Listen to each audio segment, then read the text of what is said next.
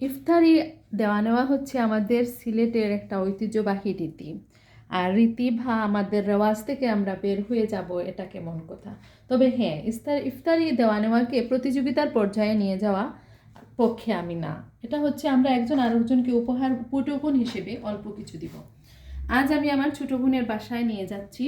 তো আমি আবার যা রেডি করি সব আমি নিজ হাতে চেষ্টা করি বানিয়ে নিয়ে যাওয়ার জন্য, এবং আমার পরিবারের জন্য সবসময় আমি একটু বেশি সংবেদনশীল, যে আমার পরিবার আমার হাতের বানানো জিনিস পছন্দ করে। যেহেতু আমি সবার বড়, তো আমার ছোটো বোনের বাসায় আজকে যাচ্ছি ব্রুকলেনে। আমি এখানে সিলেটের বিখ্যাত আমাদের সেই চিরচারিত আখনি, গরুর মাংসের আখনি রান্না করেছি। এখানে আছে আলুর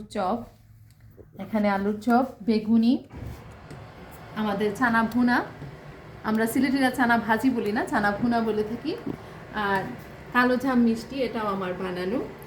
আমি এটা হচ্ছে আমার বাচ্চারা খুব পছন্দ করে কুলফি খেতে, তো আমি কুলফিটা বানানোর চেষ্টা করেছি। আর এটা হচ্ছে পাকুড়া। তা আমি চাই আমার সিলেটের রেওয়াজ বেঁচে থাকুক আমাদের মাধ্যমে, আমাদের ঐতিহ্য, আমাদের কৃষ্টি সংস্কৃতি। তবে অবশ্যই সেই প্রতিযোগিতামূলক ইফতারিকে আমি না বলবো। ধন্যবাদ।